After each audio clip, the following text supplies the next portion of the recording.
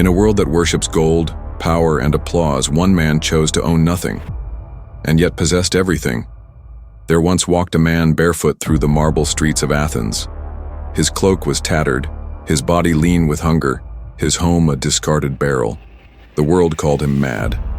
His name was Diogenes of Sinope, the Cynic. But was he truly mad? Or was he the only one sane enough to rebel against the madness that blinded the rest of mankind? We tell his story not for spectacle, but as a mirror.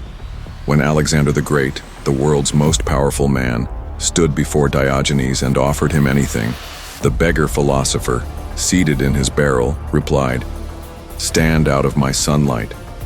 He needed nothing. He desired nothing. He feared nothing. Can we say the same? What is freedom, truly? Is it the wealth stacked in vaults or the absence of need? Is it the throne or the self that does not tremble beneath one? Diogenes taught not with words, but with living contradiction. A man who had stripped life to its bare essence and found the gods hiding in simplicity. As Epictetus later wrote, "Freedom is the only worthy goal in life. It is won by disregarding things that lie beyond our control." Diogenes mastered this freedom. He conquered himself. When we look at Diogenes, we are not merely gazing into the past. We are staring at a challenge hurled through time.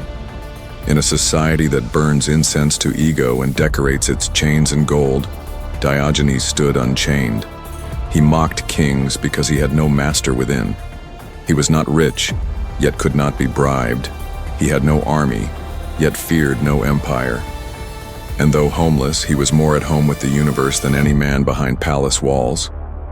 We too carry that potential, to live above circumstance, to dwell in virtue, and let go of the emotional tyrants that enslave us. Anger, envy, fear, despair. Diogenes waged war against them every day, and so must we. This is the heart of Stoic strength, to wake each morning with the understanding that nothing external can touch our soul. The winds may howl, the earth may shake, but the man who has governed himself will not flinch. He will not beg the gods for comfort. He will become the god of his own soul. As Seneca wrote, "It is not the man who has too little, but the man who craves more, that is poor." Diogenes craved nothing. He could not be corrupted because he refused to play the game. And that, perhaps, is what frightened Alexander. For in front of him stood a man who had everything he himself did not: peace. Brothers and sisters of reason, we must ask ourselves, do we dare to look inward with that same ferocity? Do we dare to walk naked into the arena of the self and burn away all that is not truly ours? We are not called to live in barrels, but we are called to wake up. We are not called to mock kings, but we are called to stop kneeling before our own impulses.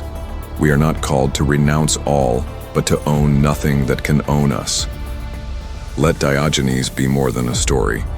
Let him be a flame, a man who could not be bought, a soul that could not be shaken, a reminder that true power lies not in dominion over others, but in dominion over self. We too can walk that path, not in rags, but in virtue, not in scorn, but in clarity, not in comfort, but in courage. The Cynic's lamp, once raised in the streets of Athens, still burns. It searches not for a perfect man, but for a real one. Let it find us ready.